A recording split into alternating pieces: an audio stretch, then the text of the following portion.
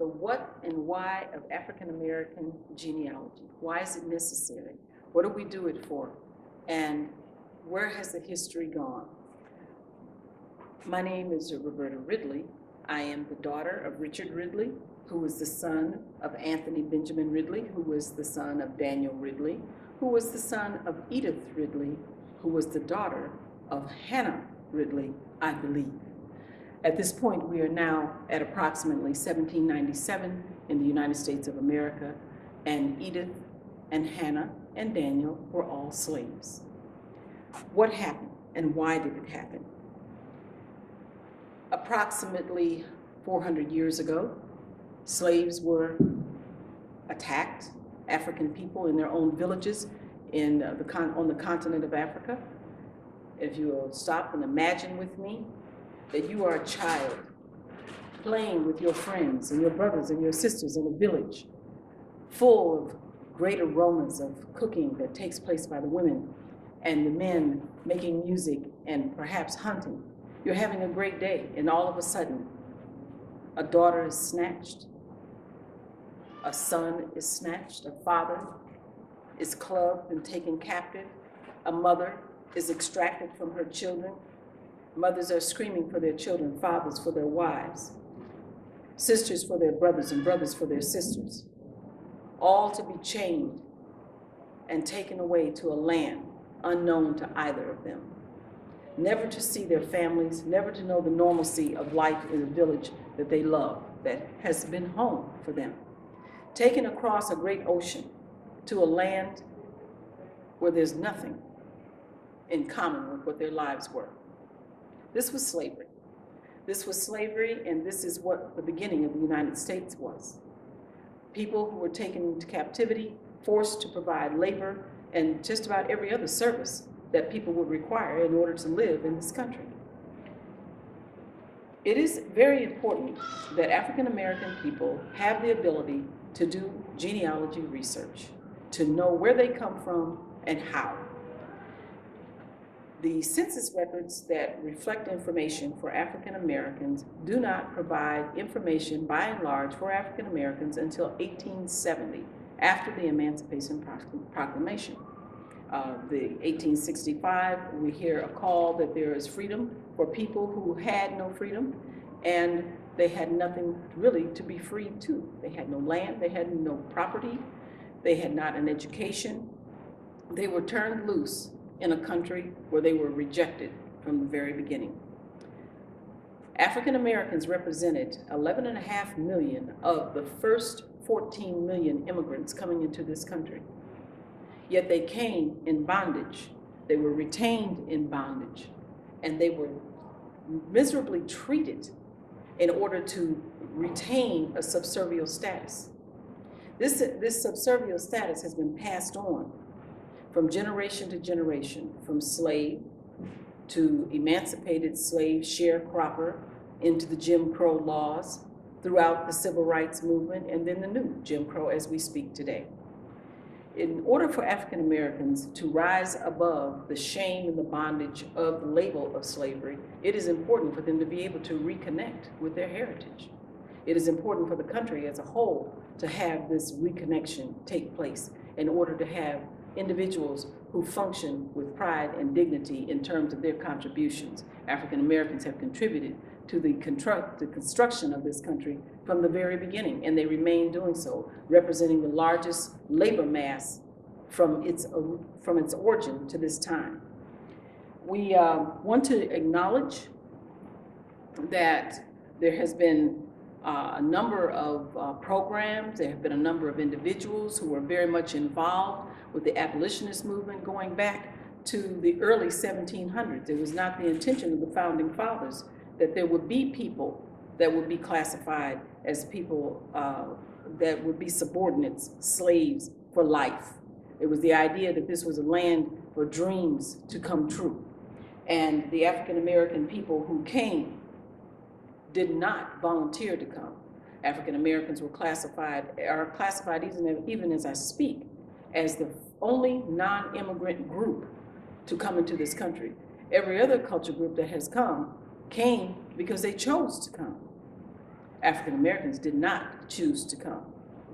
My personal experience as an African American in Fort Wayne, Indiana, does relate to the lineage that I explained early on.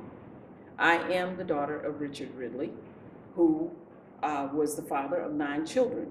Of those 9 children, there was one individual, my brother, my eldest brother, Richard Ridley, who was the first African American to ever be employed by the Allen County and Fort Wayne Fire Department.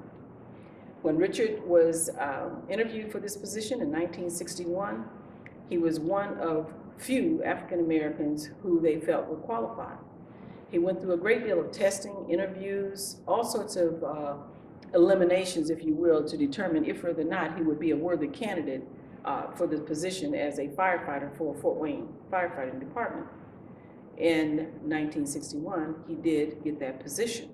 When he was hired, he was not allowed to sleep in the fire stations. No white firefighter wanted to lay in a bed behind him. Therefore, he was not allowed to fight fires in his early career. He was only allowed to do inspections until at which time there was a huge fire that took place that required all firefighters to come to task. It was a very frightening moment for us as a family, worried about his well-being, worried as to whether or not he would survive the fire and what other things could come out of it. But there were many firefighters who felt that as a person who had qualified for the position, that he should be allowed to stay in the fire stations with everyone else because he had shown bravery and he had shown that he was qualified to do the job. It is most unfortunate that once that decision was made, he was only allowed to sleep on the floor in the storage room of the fire station that he was assigned to, having to take his mattress with him from one station to the next so that he would not have to lay on a mattress behind another white firefighter and vice versa. And in the storage room, he slept less heat, less comfortable, but still having to do the same job that everyone else did. Things change. Richard was the first African-American firefighter, and many firefighters have come since then, including the Ridley men that followed. And at this time, there were 7 Ridley firefighters to be employed with the Fort Wayne Fire Department after that time. The youngest brother of my family, James Ridley, Sr., was hired sometime later and ultimately became the first African American to be elected as president of the Firefighters Union, and has now gone on to change that storage closet that was Richard's sleeping quarters into his office as the president of the Firefighters Union, and now on to Washington, D.C., where he heads up a national position in firefighting. That is personal genealogy. But the genealogy that comes along for all African Americans requires us to do a search that connects our families, that tells the true history of African Americans in this country, that they will be aware of how we have become a part of the intricate fiber of these United States. When you look at census records, it provides information about individuals' employment. It looks at the individual's age of marriage, children in the household, locality, and it allows us to connect back to our ancestors. It also allows us to come into the knowledge of individuals who owned slaves, which oftentimes gives the surnames of individuals who were enslaved. And when you know the names of individuals who enslaved African Americans, then you begin to have an opportunity to understand the history of those individuals under that bondage. So, sharing information from the slave owner as well as the slave themselves gives a true picture of what the country's history actually is. And we have an opportunity to have a conversation about what's necessary and to heal the country and to know the history of African Americans. There would be an additional opportunity for the locality of a community, knowing what takes place in the community that you live in, what is the actual history of that community, and how does it relate to the African American contribution to that community? How did other culture groups intertwine with African Americans, and did they support the changes that took place? It's my belief that educationally speaking, genealogy is very important for young people in order to know where they come from and to feel proud about who they are and what their contributions are to this country. And it's also very important for other culture groups, Anglo, Hispanic, Asian, Native American, to know how the African American experience has affected the communities that we all live in. I believe that doing your research is not only a personal necessity for African Americans to understand better how you can rise above the oppressive ideas of slavery, but it also enlightens other community members on the contributions of African Americans in these United States.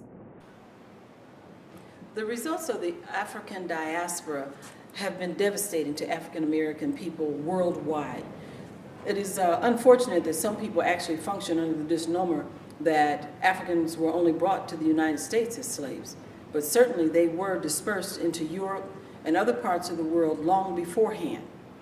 As a result, families were torn apart and spread worldwide.